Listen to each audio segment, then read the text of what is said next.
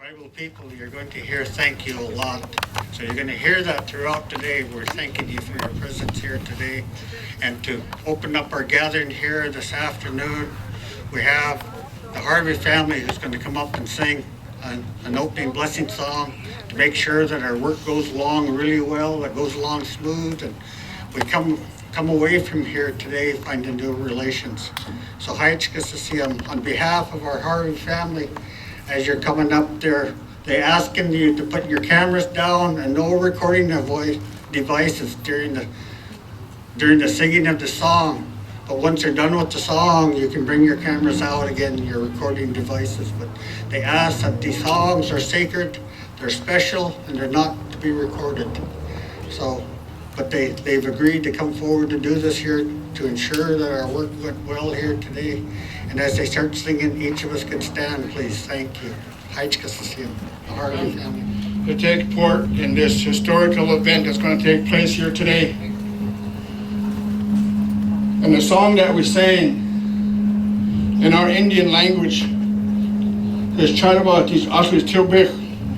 where is our people? That's what it means in English. Where is our people?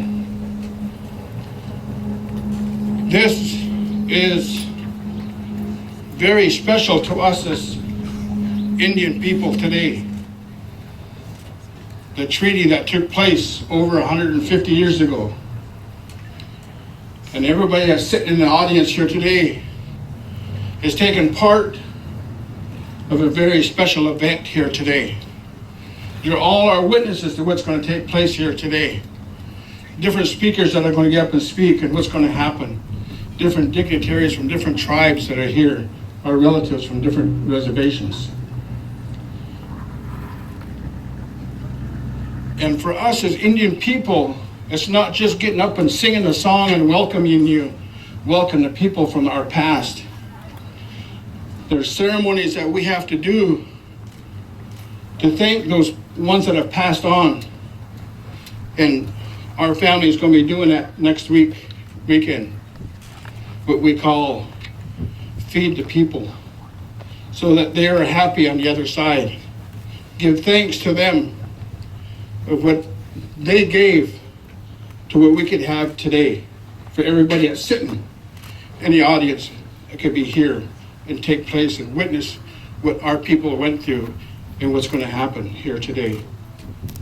As you will listen to different speakers that get up and speak on traditions in the past, it's because the people that get up and speak from their heart have lived the heartache and lived the sorrow to pass on to traditions to our younger people, so that they know what I have gone through, and the speakers that are going to get up, and some of the relatives that are sitting here, my elders are sitting here in different tribes and reservations, that they know. And you will know as well, as each speaker is called up to say a few words here. So I'm grateful that the committee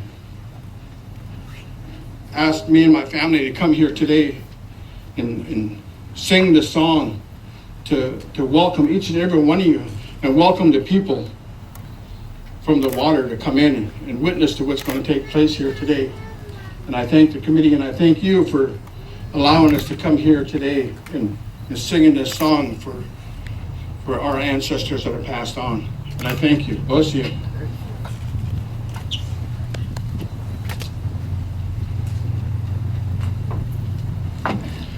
Thank you. Abe Dustin from the Harvey family, thanking you for your song, for calling our ancestors. My Indian name is Wanasea. You're going to hear a lot of Indian names today as our tribal representatives who are here. This is how we have to identify ourselves. Our family here has brought in our ancestors, the spirits, to come also to witness what is going to happen here today. They know us by our Indian names. They don't know us by our English names. So it's important that we use our names in a good way. Our family has invited our ancestors, the ones who's gone on to the spirit world, from the tribal side and the non-Indian side, the apostate side, as we would say. but they're going to come here, so we're not alone here today. Those of you who had ancestors who were present at that treaty signing or a part of it, they're going to be here witnessing. So, as my family, when they invited our elders here, we all have to behave, so we remind each other of that. Even I have to behave because those elders still can spank us yet. So we have to, like you say, be careful. We choose our words carefully as we go through. No politics. Just, we're going to start to stay out, and we're going to open up new relationships. We're going to revisit history. We're going to go back to a time that just determined who we are today.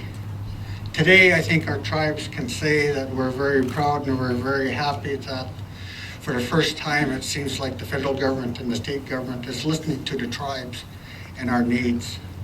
And we're growing fast. We're doing well for ourselves. There's a lot of work yet to be done because there's still a lot of dysfunction in our community. But now we're getting the tools to be able to do that. And one of them is our culture. Going back to the foundation of who we are as tribal people. When we find out who we are as tribal people, that provides a foundation for us to move forward in a good, positive way. Oh, we thank each and every one of you that are here today and that come here with a good mind. And I think that you're going to leave here feeling stronger, feeling better today than you come in. We were glad to see the rain that come in this morning. It cleaned this area out, took care of that energy, made the energy fresh. That's the only way the rain can do in the Northwest. It cleans an area. So we're grateful for that rain this morning because it was a good omen. It shows that we're going to have a good time today. I want to introduce now the other MC for today, James Kearney. He'll get up and say a few words here, and we'll be sharing the duties here this afternoon. Hi, Chikasasiam, each and every one of you.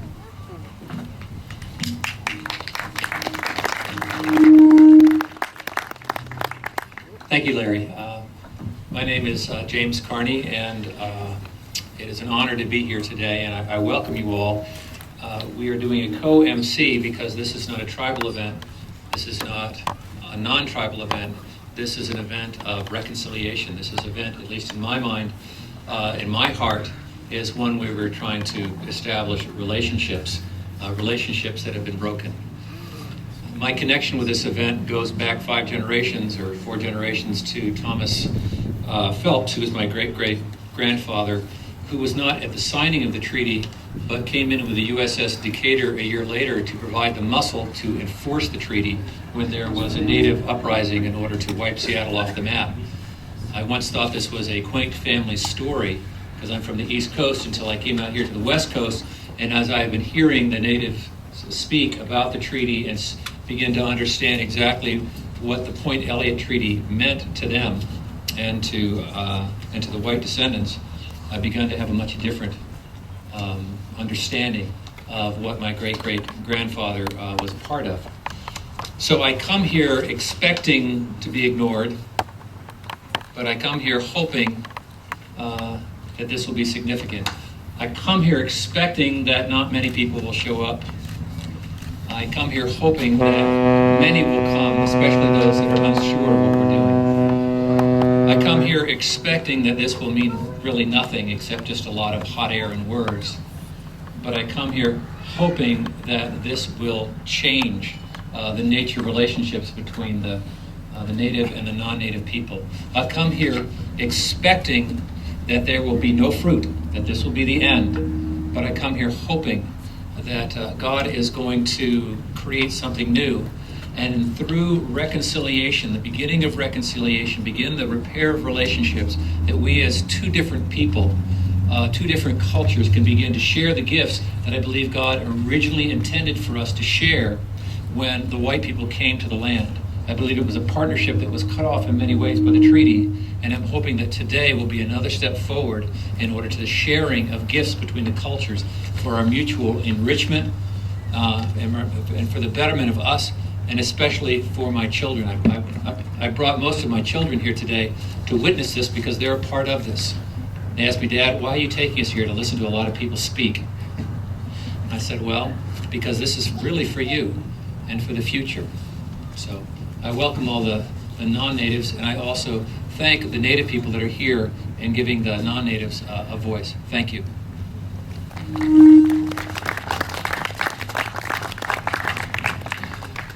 Now, one thing that's different between the natives and the non-native people is that native people do not shy away from prayers in the spiritual aspect. White people get nervous a lot of times with their public events. So Larry has just asked me to say a prayer, which I usually do at my church, but I'll be happy to offer now. So let us, I think it's the blanket. Let us stand and ask for God's blessing.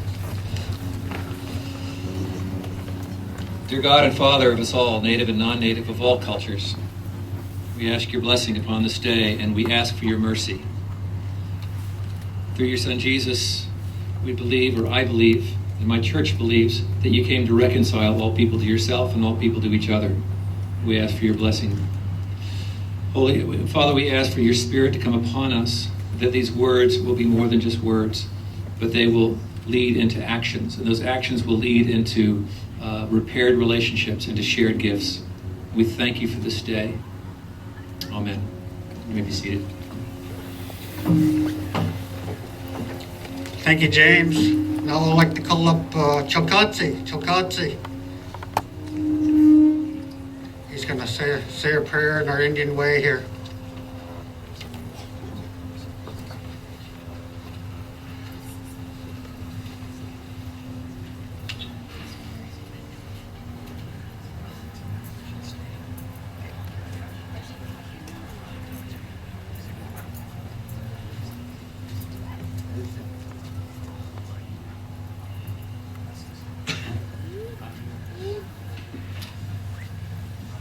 I'd like each and one of you to pray in your own way.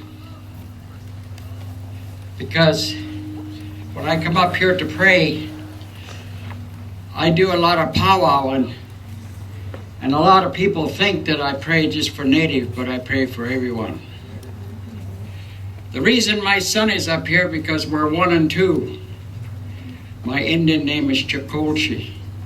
There's 1 and 2. And I'm going to pray in a Shaker way, but I haven't sang my song in a long time. So if you just bear with me, I want to thank you for asking me to do the Shaker way pray. In the name of the Father, the Son, and the Holy Ghost, amen. Dear Lord, come down and bless each and one of us in this home, in this floor. Watch over us. Take care of each and one of us here.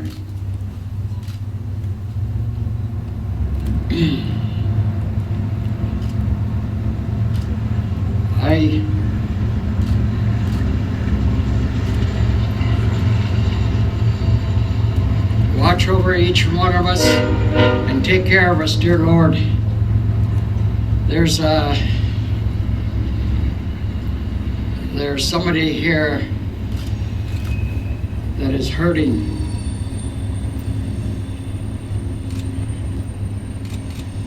Dear Lord, come down and put your hand on the person that is hurting here. Watch over each and one of us here. On our journey back home, take care of us, clear our path. And I thank you again. I have to cut it short. I name the Father, the Son, and the Holy Ghost. Amen.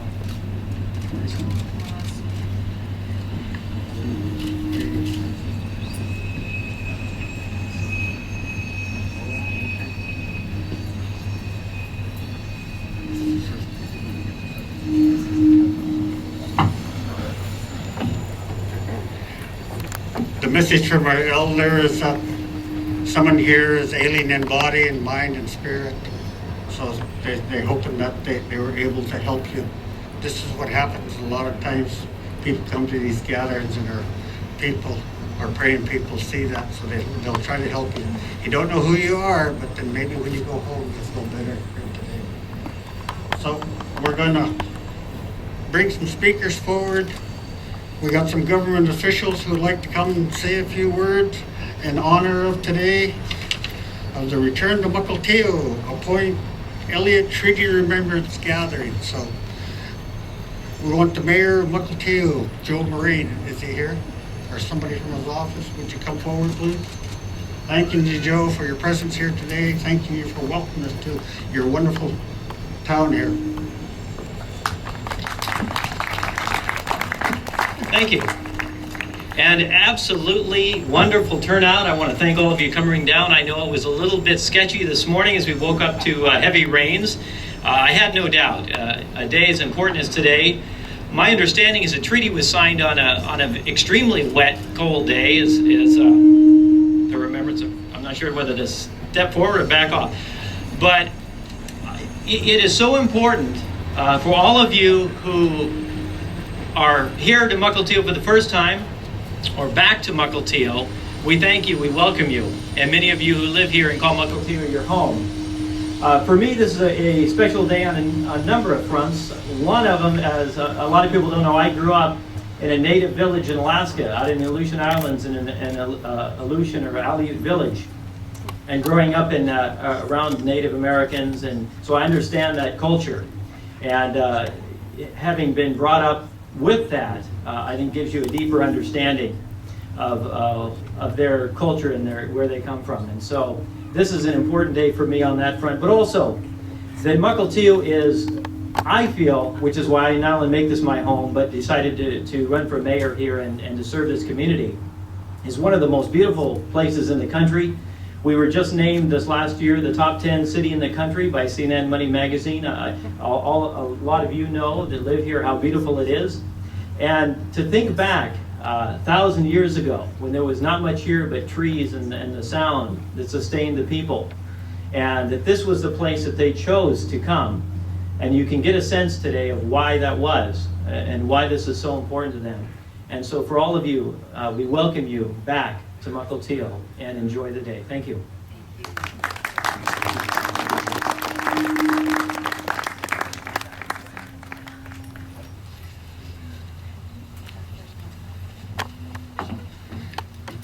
As a forewarning here, all the speakers who will be asked to come up, we'll have a little thank you for remembrance of today, so don't run off after you get done.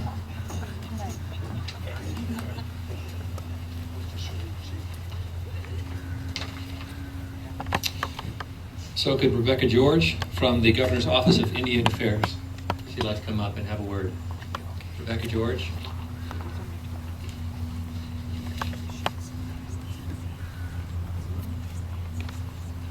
All right. Then can Representative John McCoy from the 38th District, Representative, are you here? We welcome you and thank you for being with us today. I think this mic is a little hot, so if we stand back from it, I think I'll have a better chance. Thank you. Welcome. Good afternoon, everyone. Again, I'm John McCoy. I am a Tulalip tribal member, but I just recently retired from the employment of the tribe, so I can't officially speak for Tulalip, but as a state representative, I can. But I want to take one privilege. We have two very respected elders within Indian country. Fran and Bill James are here down from Lummi. We're always happy to see them out and about. And on October 20th, Bill will take his position as the traditional chief of the Lummi Nation. So we're very proud of him and we're looking forward to that. A little bit about myself. Listed here, we do have a lot of descendants of Chief Seoth actually, and I also am a descendant of Chief Seoth. I have Duwamish blood and Suquamish, and just last week I was over in Suquamish and my wife picked up the genealogical charts reflecting that heritage all the way back to Chief Seoth. We always knew that. We had some other documents that weren't quite complete, but with this documentation it fills it out. Earlier there was a reference of not knowing enough history of tribes in Washington State. And when I went through some of the schools up here in Washington, they didn't teach us about Washington State tribes. They talked about the Navajo, they talked about Cherokee, nothing about the Washington State tribes. So when I met with tribes in my first term, there was a meeting out in Quinault about Indian education, and I asked the tribal leaders what would they like to see legislation that could be brought forward, and they said we need to have tribal history and culture in the schools. So I was successful in getting that bill passed in 2005. We know it's going to be a long haul because those of us in the state legislature can't tell local school districts what to do. We can only suggest. So I have a very strongly worded suggested piece of legislation that they teach about Washington State history and culture. So that when the subject of the Point Elliott Treaty or the other treaties in the state are brought up, that people really have a good understanding of, because they were not peace treaties. They were treaties of ceding of land. The Point Elliott Treaty was from Seattle all the way north of the Canadian border to the crest of the Cascades here to the Puget Sound, which back then was actually called the Sailor's Sea. So, that process is in place. It's moving along nicely. I knew it was going to take a long time, but then good things take a long time to implement. So it's starting to show up in the school districts, and so it's really heartwarming to know that that's happening. But anyway, the history between tribes in Washington State has been pretty tenuous over the years. With me going around on the national level and regional level and looking at the various relationships with states, Washington State has improved its relations with tribes, but it's still got a long ways to go. But we are better than most of the other states. I myself, I'm only the 4th Washington State Native American to serve in the legislature. So, that's quite a distinction, but I'm also trying to groom some others to also run for office. Because, none of us are going anywhere, and we need to live and work with one another. Because we all have the same issues to work on.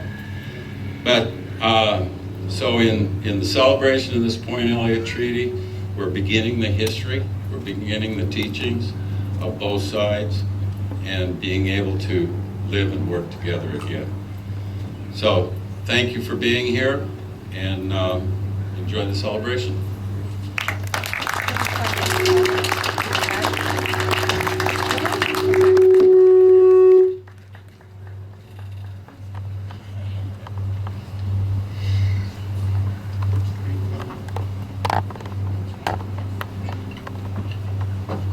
Bill Trailer, are you around? Can you come take care of your mic? Or we might kill it.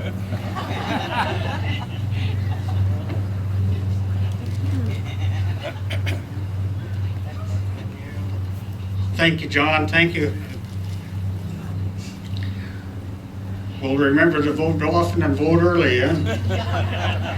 Thank you for all of your hard work and the legislator, the state legislator for us. And I think who do we got? 3, 4 not Native Americans?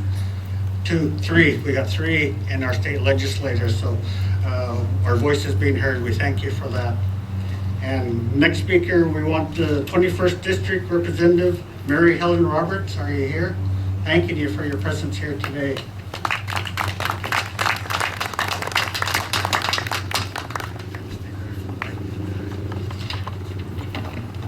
Thank you very much. It's a pleasure to be here, and I'm very proud to represent this area, the 21st Legislative District, that includes Mukilteo, for its richness in history and the diversity of people who live in this area.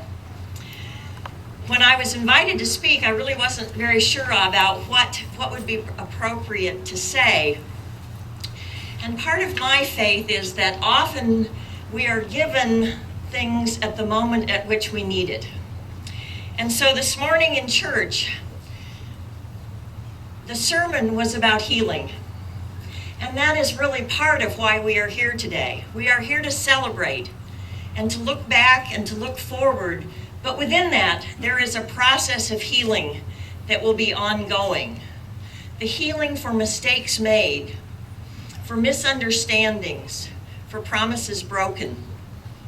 And there were also prayers of the people that we recite each week, and they change all the time.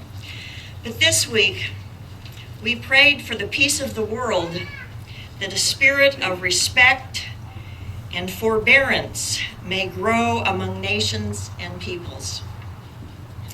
We also prayed for those in positions of public trust, that they may serve justice and promote the dignity and freedom of every person. I can't think of better words to share with you today, and I thank you for allowing me to speak.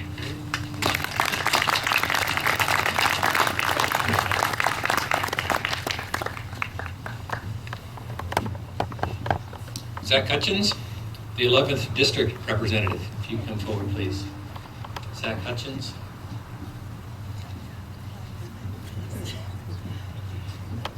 Larry, did you give me all the people that didn't show up? We've got two. Zach?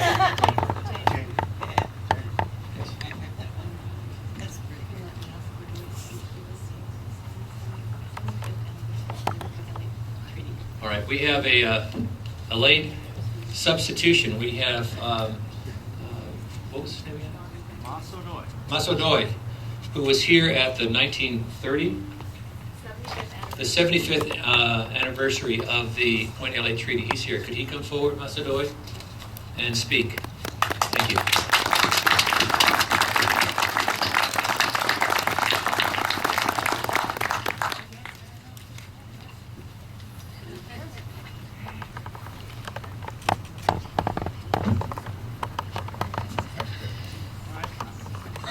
Now,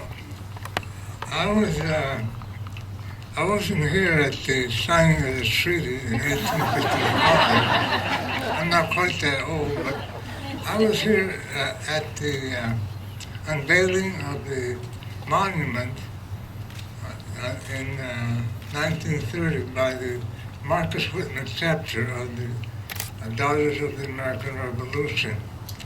And this is kind of interesting that their chapter would sponsor this, because as most of you probably heard, the Marcus Whitman mission was attacked and wiped out in about 1842.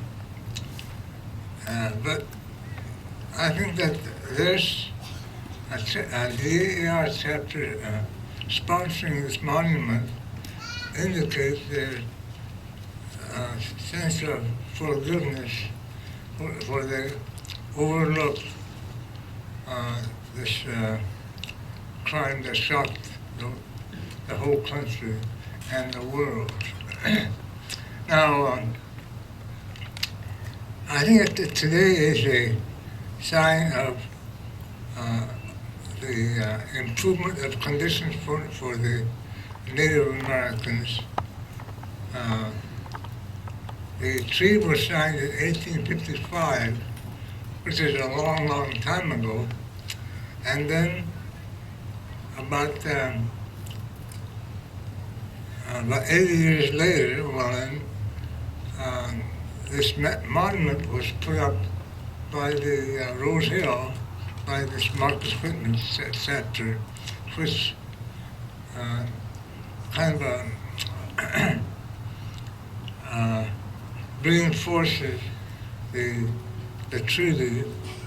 And we should be aware that because of the treaty, the Native Americans in Washington State were treated far better than in the rest of the United States, where they were largely decimated by disease, warfare, and other misfortunes.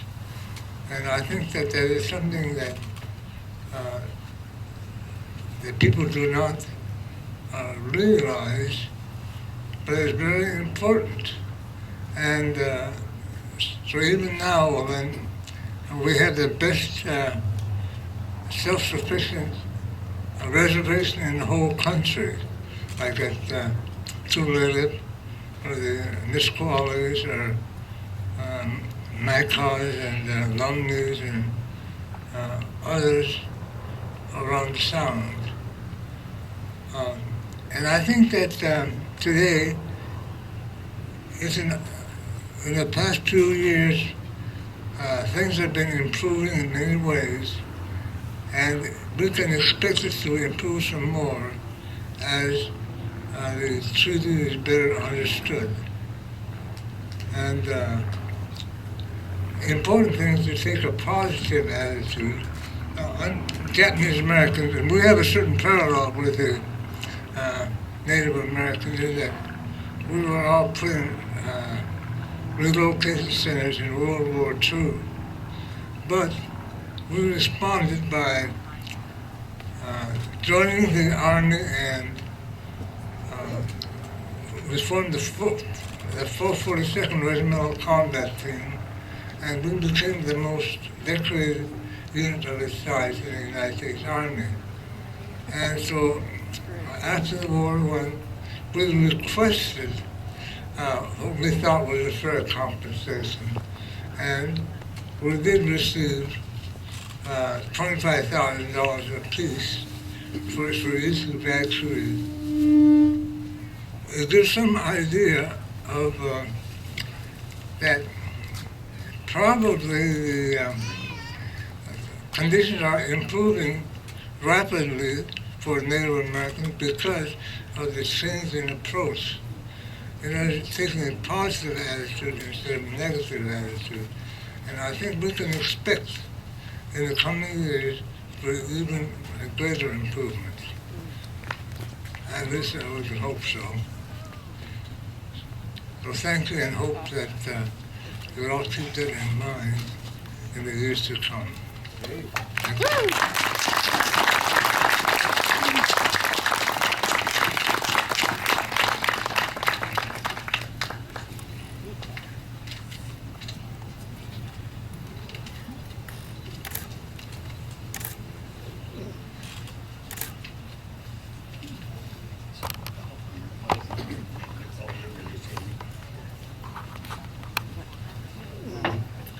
For those of you speakers, we in Indian country believe that when the words that come from the heart, we got to thank the Spirit. So this is what we're doing here, just a little gift, thanking this wonderful elder for coming forward and speaking words from the heart. We always have to acknowledge the gifts that we have from the Creator. So we do this with physical things, and that way He'll remember this when He goes home, and continue to pray for the people that are here today and the effort that's going forward. So please accept what our little committee here has to offer. It's just to help you, remind you of the events of today.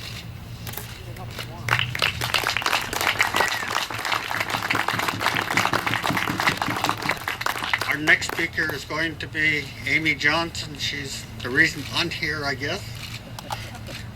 She twisted my arm and I end up being here today, but she's a member of the Descendants Committee that thought that this was important, and then she brought her little group together, all the descendants of the people that come from the Seattle area and that were part of the treaty signing from that side. So she thought that this was important, so she put a lot of work and effort into bringing us all together today. So today she's going to explain why we're all here. Hi, Chikasasiam, Amy.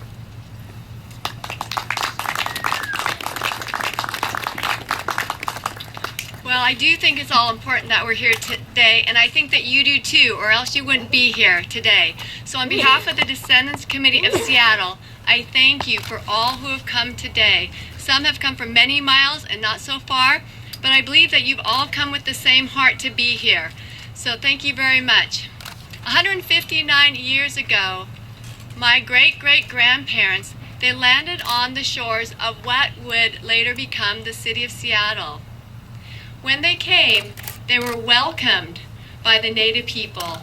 They were welcomed by Chief Seattle and his people, the Duwamish and Suquamish, and they were welcomed by other tribes as well. Now they formed very good relationships, good friendships, the native people and the white settlers. They lived together, they worked together, their children played together, and they even worshiped together. It was quite a remarkable community that they had. But just 4 short years later, the government got involved. And as we know, when government gets involved, it changes between people. And so when the government got involved and they decided that the best thing to do was to have the native people move away and move onto reservations, everything changed. Now, I can't speak about the changes for the native people. I'm going to let you do that. But what I can speak about is the changes that happened to my great-great-grandparents and the others who loved the native people, who had friends with them. When they left, when they had to move onto reservations, it broke those relationships. It broke those friendships. But not only that, it broke what the community that they had and the gifts that the native people had and the gifts that the white people had. If they could have stayed together and lived together and share the strengths that the native people have, as I get to know them, it's amazing. The strengths that the white people have too. They all have strengths and weaknesses, but they could have worked together and all their families and people could have prospered. So, I can't stand up here today and apologize for all the suffering and the hardship that the native people have gone through. I was thinking about that, but there are not enough words to say you're sorry like that. There are not enough words to do that. I am sorry, but words are inadequate. But what I do have to offer you today, and what we do have to offer you, is today. Today, I believe, marks a new beginning in our relationships. The fact that you all would come here and want to be part of this shows me that you want it as well. Today, we have the chance to meet other descendants who were here on these treaty grounds exactly 155 years and 8 months to the day later. You who are here, who represent your ancestors who were here, you have the chance to look into their eyes. You have a chance to shake their hand. You have a chance to listen to each other. And that is why we're here today. We're here to hear each other's stories, the whole story. Not just the white side of history, we want the whole story. Because it's true that the history doesn't belong to just one people group, it belongs to everybody. It's all our story. There is no history of the Northwest or of this country without the history of the native people. You cannot separate the two. They're so intertwined. So we have today and we have tomorrow. We have tomorrow that we are coming together to work together.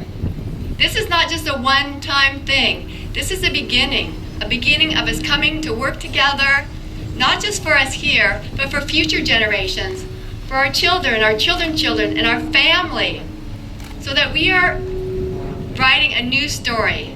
The Point Elliott Treaty signing in 1855 wasn't the end of the story, but now today we're beginning a new chapter. And I thank you for all who are here today who can be part of this historic moment. Thank you.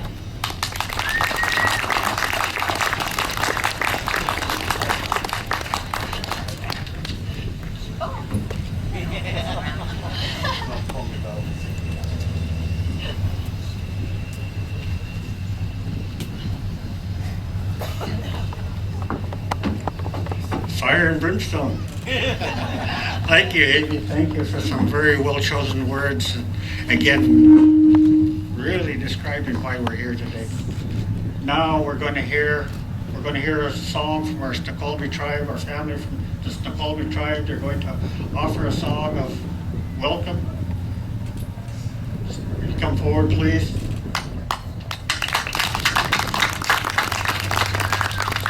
We also want to announce to their ancestors that they're here today.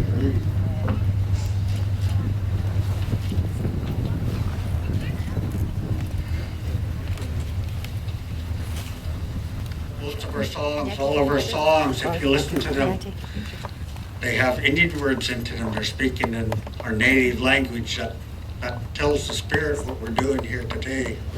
They're doing here today. So even though you can't hear that native language, maybe you can't hear it, but it's there.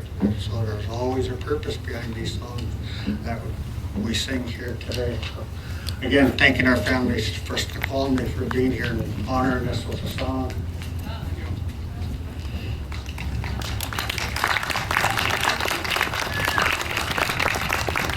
Our next speaker of the day, we want to ask Leonard Garfield if he'd come forward. He's going to historian, going to talk about the Point Elliott Treaty history. A lot of us, as Indian people, we have a lot of history that we call oral history that is passed down from generation to generation that we remember. From the history that comes from, say, the other side, it's recorded down, it's recorded. So we as tribal governments and tribal people today are learning how to use both of those to complete both of our knowledges of this history that comes down here. So we thank you, Leonard, for your presence here today to give us a little bit of background on the treaty and why we're here today. Hi, I'm not going to do too much because it's too beautiful a day for a history lesson, but the thing that I've learned today is what we've learned from the Native people, that history is not just about the past, it's not just a moment hundreds of years ago, it's living. It's all around us, it continues.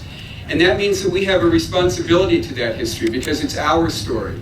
And the Point Elliott Treaty is not a static document that died when it was written in 1855, but it's a living document. It's a part of the traditions that we all share, of the laws that we all abide by. And when we fall out of compliance with the treaty, as the United States government has over those many years, it is our responsibility as American citizens, as descendants of signatories to this document, to make sure that we're living up to both the spirit and the letter of the treaty. How many of you have read the Point Elliott Treaty? Many of you, that's amazing. How many of you have seen the Point Elliott Treaty or a photograph of it? This is the Point Elliott Treaty, and the National Archives, where the treaty is kept, has given us a photographic copy of the actual treaty. It will be on the display table over there. And many of you today are descendants of the people who are signatory. So Chief Seattle's sign is on this document. Benjamin Shaw's signature is on this document, and I won't go through the list, but I heard some of the names mentioned today. And for our descendants of Governor Stevens, his desk, where the treaty was adopted, is on display at the Museum of History and Industry, and we have a photograph of that for you today as well. I would encourage you to come to the museum and visit those documents and those artifacts in person and to feel the power, not of a history that was lost or a history that's forgotten, but a history that continues to live through us today, and a history that we are responsible for tomorrow. So congratulations to Amy Johnson, the Descendants Committee, and all the people who have brought this event together to remind us that history is living and it's our story. Thank you.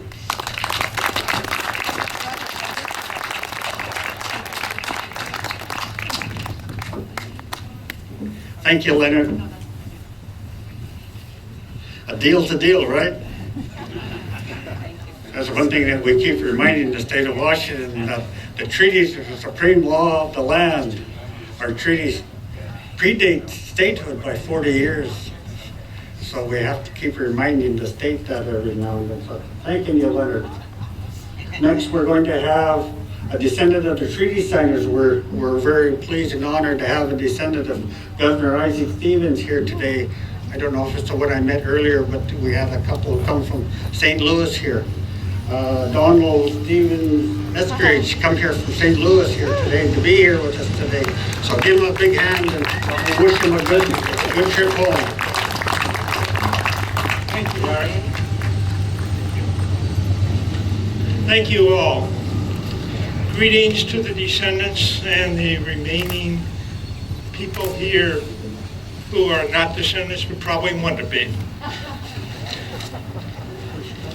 thank you, Amy, for the invitation and the work that you made to try and find us, especially getting me out of 100-degree weather in St. Louis. I am the great-great-grandson of Governor Stevens on my father's side.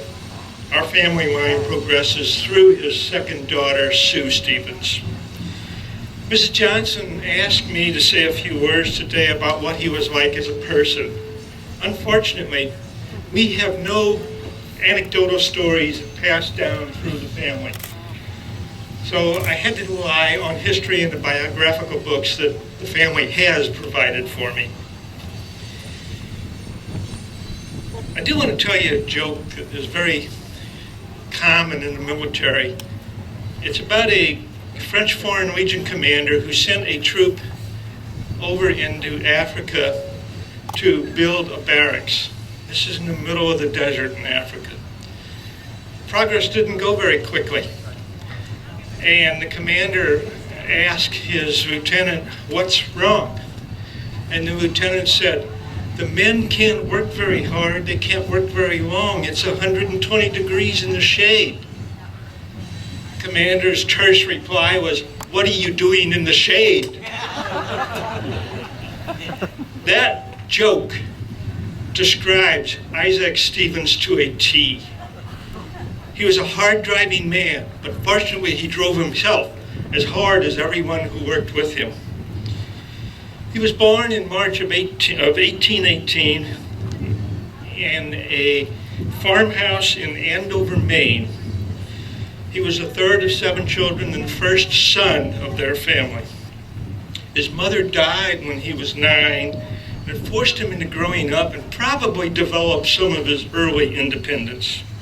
Physically, he was a very short person with stubby legs. However, he had the head of a normal-sized person relative to his height. Suspicion was that his physical stature was compensated by bluster. He was always determined to prove that size was not a deterrent to working as hard as anyone else, or even harder. In fact, at the age of 12, while pitching hay, he ruptured himself, and that plagued him the rest of his life.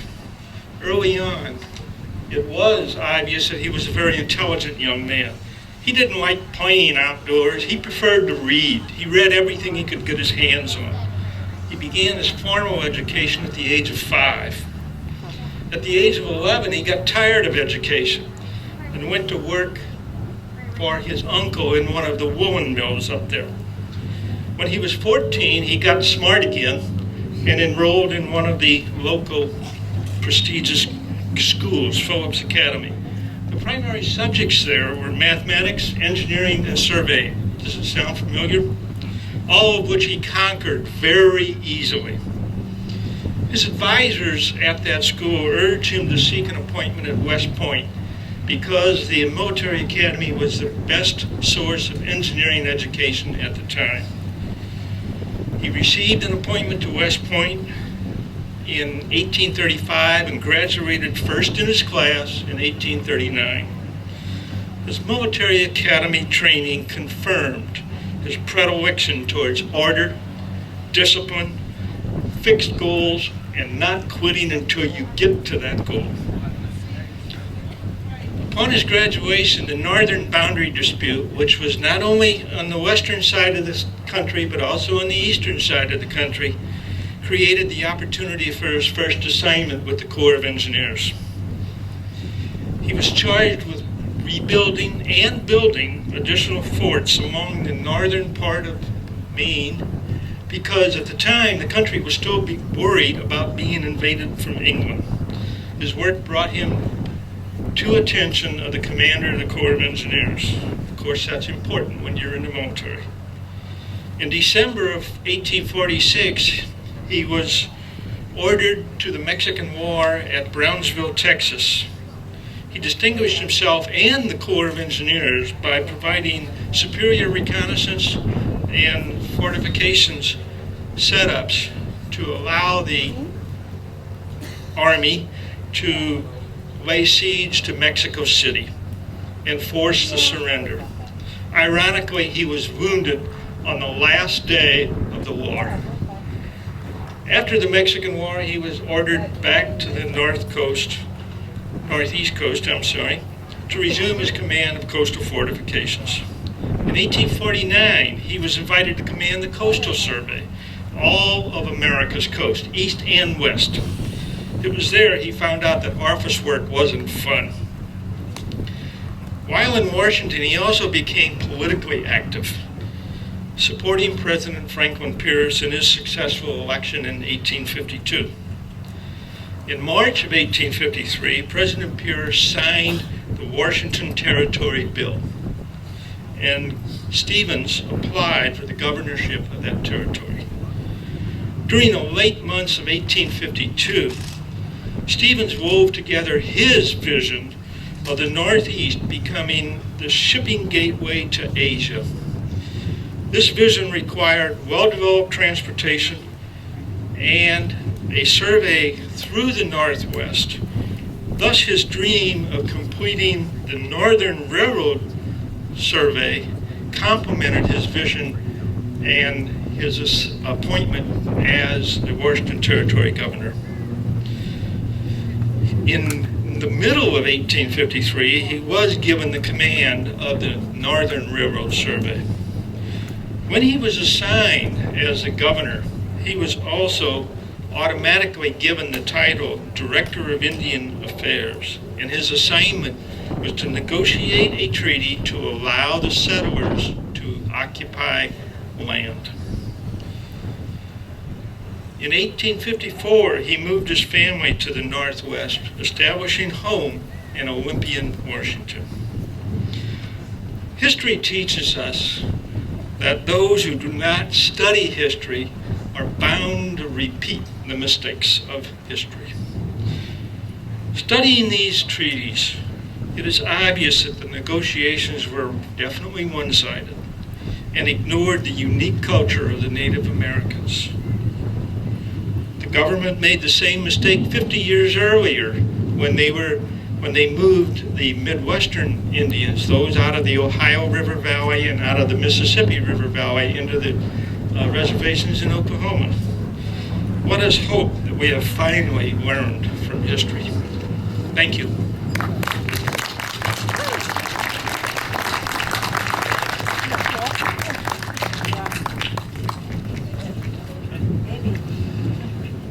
Another significant signer of the treaty was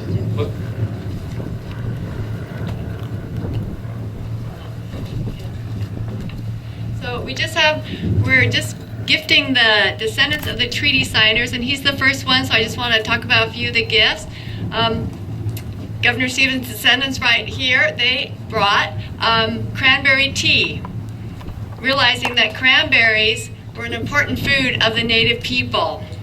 So they actually brought them down from Canada. They were just up there very recently.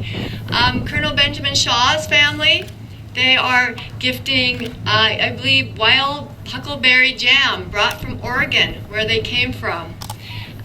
There's gifts from the Historical Society and the DAR and MOHI and our other sponsors.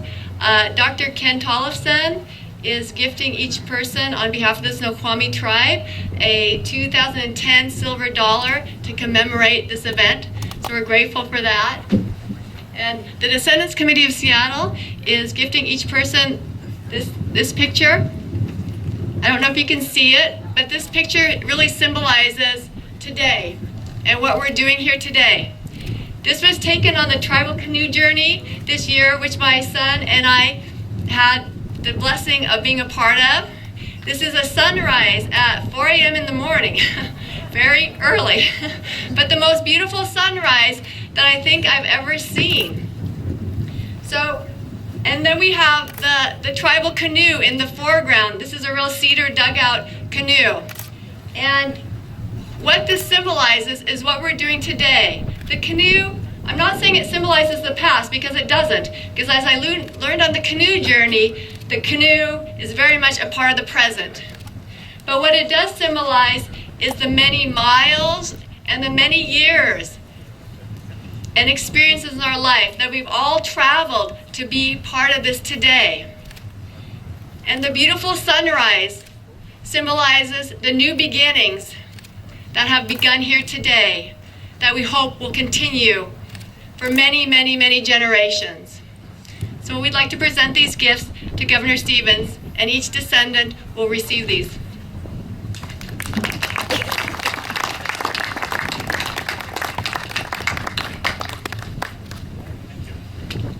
And now representing Chief Sealth, Mary Lou Slaughter is going to speak.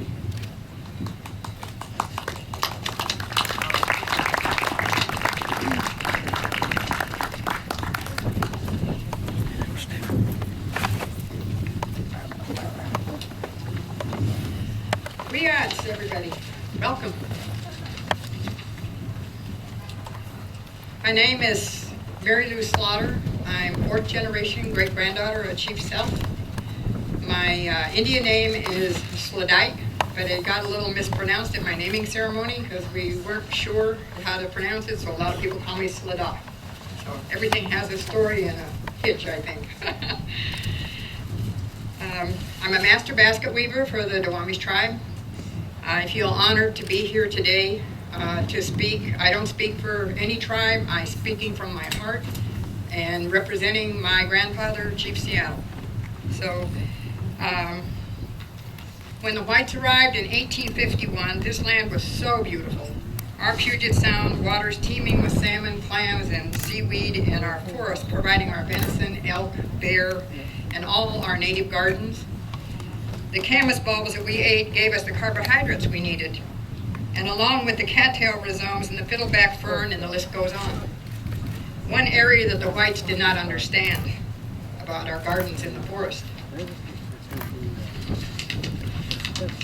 They thought that we needed to learn how to till the earth, plant it, and cultivate it to provide our vegetables.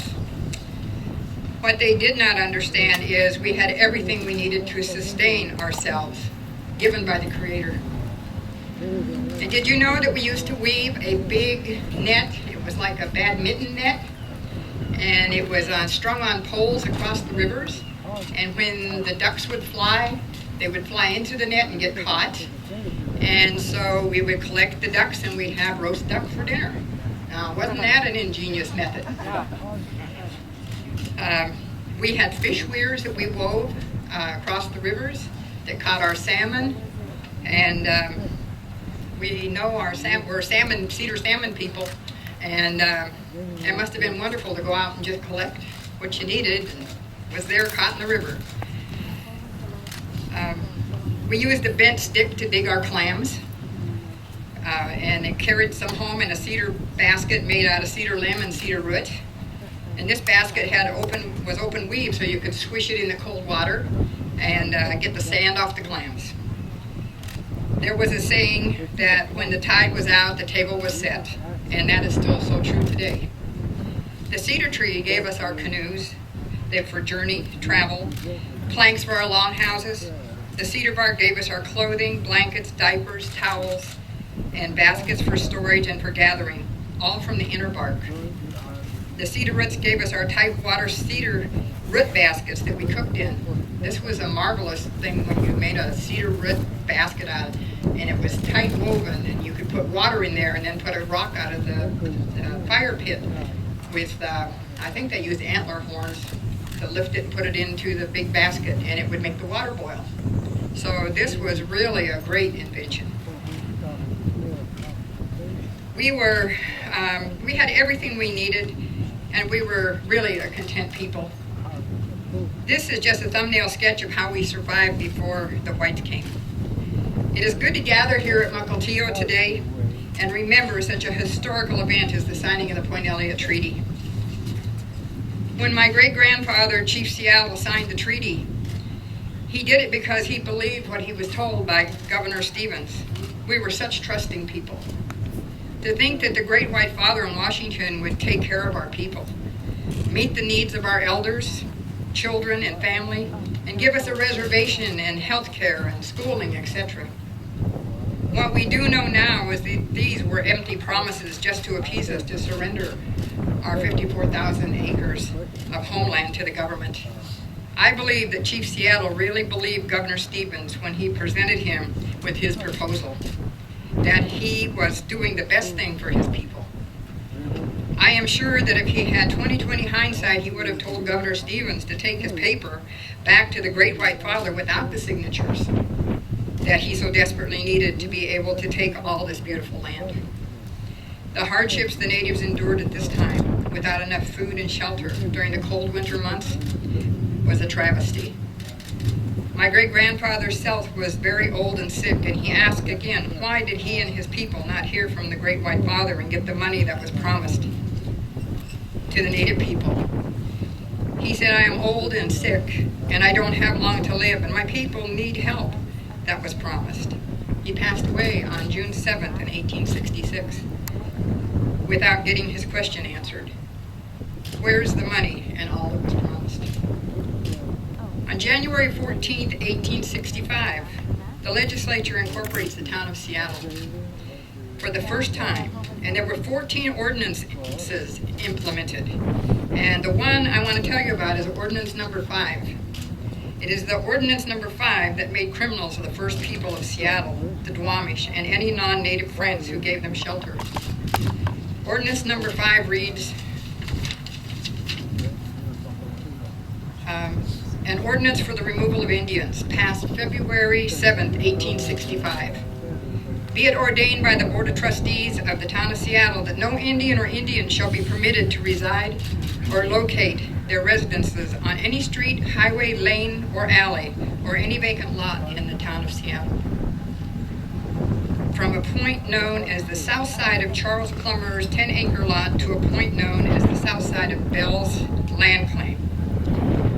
All the persons having in their employ any Indian or Indians within the corporate limits of said town shall provide lodgements or sustainable residence for the said Indians during the time of any employment on or immediately attached to their own places of residence. And number 3, it shall be the duty of the marshal to see that the provisions of this ordinance be carried into effect. And this was signed by Charles Terry, President of the Board of Trustees. And at this time, the local natives were dispersed throughout the area, north of Tulalip and the Lummi reservations in Muckleshoot, also to Port Madison, where my family lived. My grandmother, Lulu B. Sackman, used to tell me when she was a small child, about 6 years of age, she would go to the Tulalip boarding school where she lived to learn to be white. Forget your language, you learn to cook and sew, like the white ladies do. She would sit in the canoe that picked her up at Port Madison, and they would paddle to Priest Point, and it took a long time. And when the water became rough, my grandmother would have to bail the water as fast as she could. And she was so scared because she didn't know how to swim. I used to tease her all the time because I couldn't believe that a Native American didn't know how to swim. Can you imagine how she would feel? Taken away from her mother and father and be gone for 10 months of the year and come back in the summer when your family was preparing for winter. Then be taken again and be gone for another 10 months. My grandmother missed her mother so much she cried herself to sleep every night. She was there until she was 18 years of age. The winter time was when the children learned about carving and weaving and the stories about life and how to become an honorable person and respect your elders and many other lessons to be learned.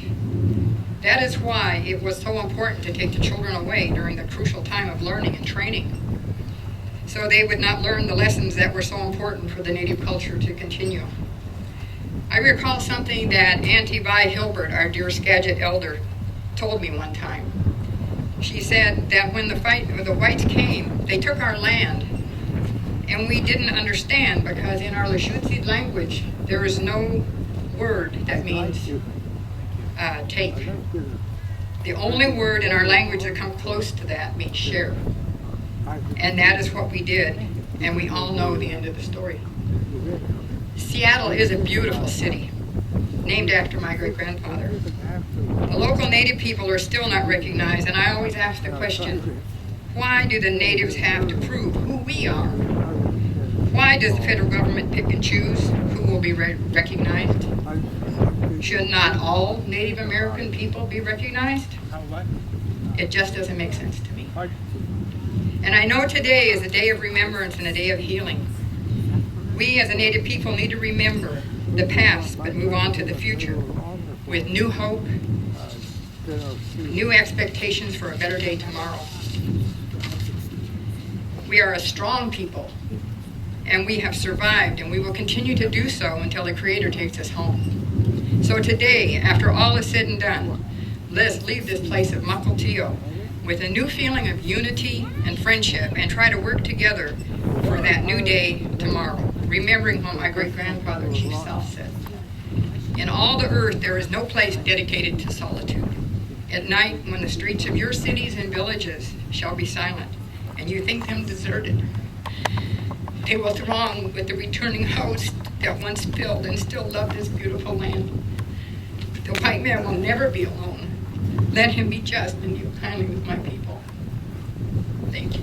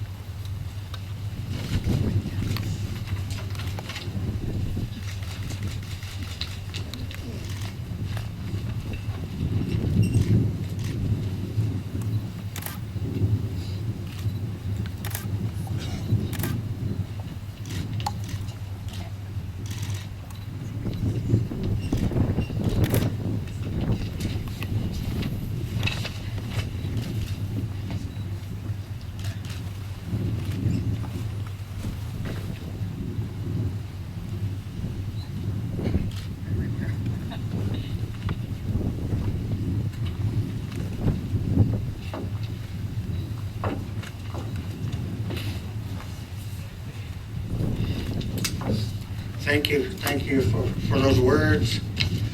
As you look around, you'll see some of the hats and the things that our Native people are wearing today. Those things all come from nature. I have to remember a lot of the stuff that we knew come from our whole territory here in the Northwest. We got isolated on the reservations. Sometimes we lost those teachings on how to gather those things and how to put them back together. But again, today we're starting to regain that as we go along. So again, thanking you, Mary Lou, for your well-chosen words here. I know I got to follow a professor from Western Washington University who was going around debunking Chief Seattle's speech. And I told him that it may have been romanticized, but we recognized every principle that was in that work. The principles were there that are still here in our community today. All of us who are here as tribal people can look at that, and we know that those words are true because that we're taught that yet today, those principles to love our homeland and to never leave it and to take care of it as best as we know how. Our next speaker, Tino Jackson, are you here? Tina Jackson from Suquamish.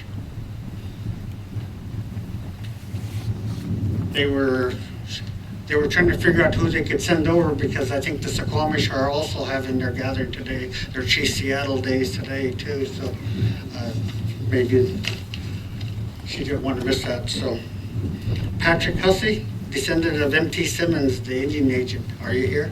Come say a few words thanking you for your presence here today.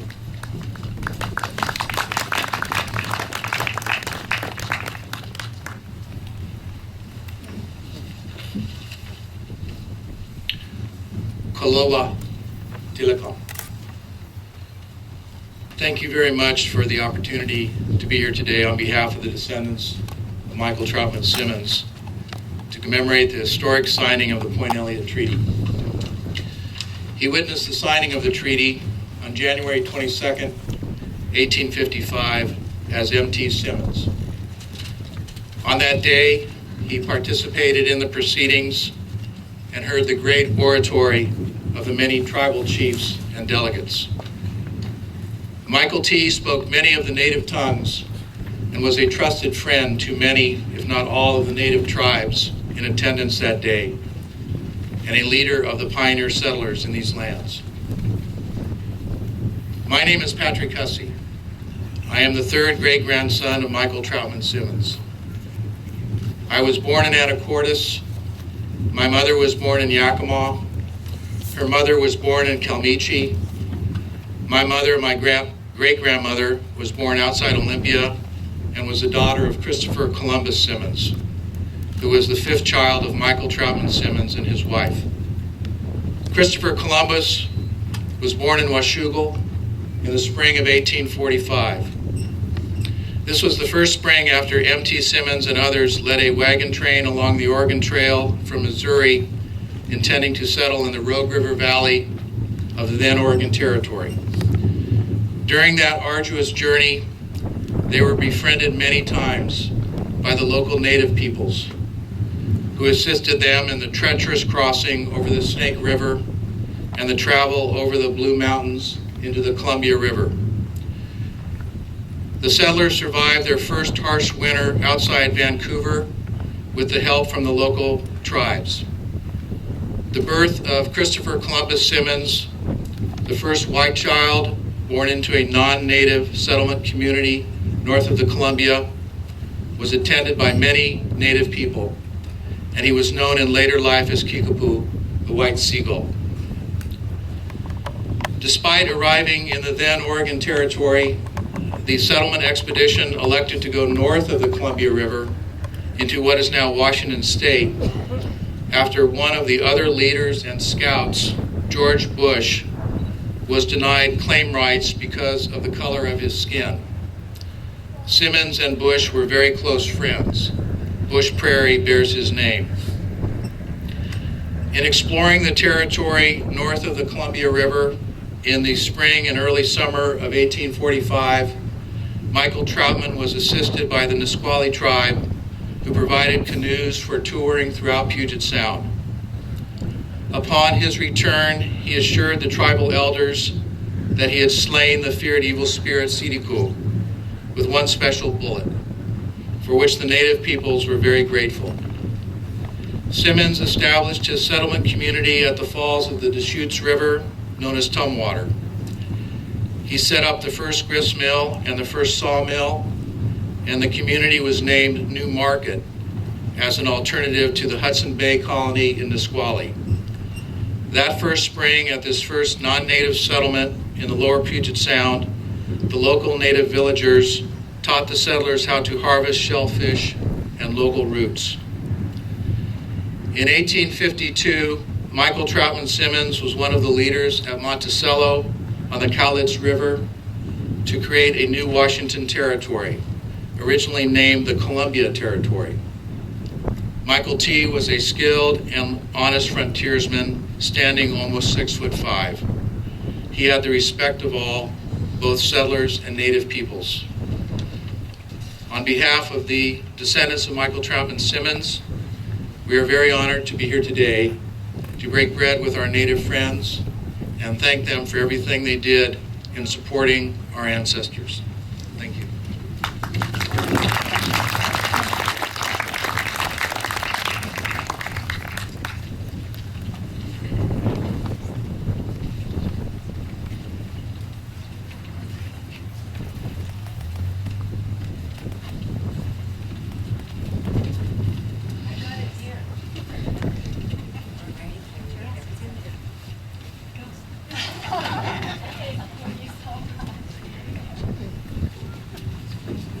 Martin Kemp, could you come up and give a few words?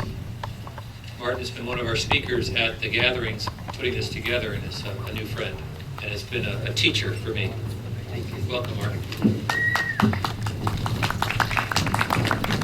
Good afternoon.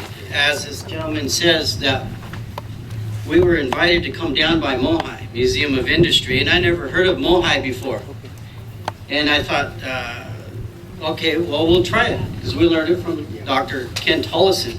So we went down and sat down and listened to what they had to say. And they based the conversation on, they want to know what the treaty did to the Indian people, the first people. Did it help them, or did it hurt them? Or what effect? And I can only respond that it really hurt us, our Indian people. And I should say first to our folks that come so far away, that traveled the furthest, thank you for answering the call to join us. And I know I'll pronounce it wrong, and my mother will correct me. It's all glabash to issue, all my dear people. And that's the lady who prepared the food for us, is my mother.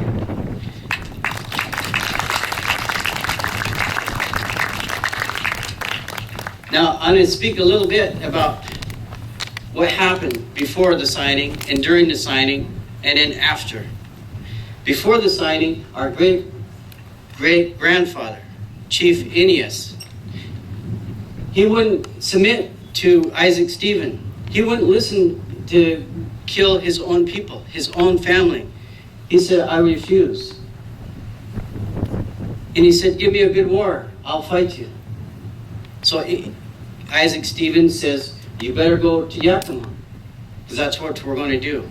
So there's a price out on his head. So Aeneas went to Kamaikan, and they made war. And he took the upper Snoqualmie with him. They refused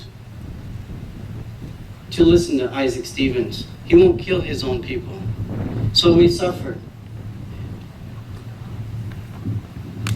The elders that shared the story.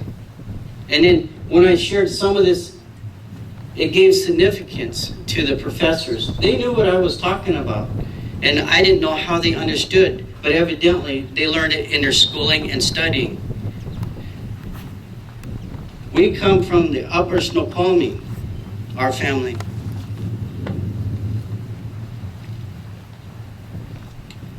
Now, Mohi Museum of Industry said, we're going to build a base, a floor plan to where we can bring the knowledge under one roof, to where the history can come out.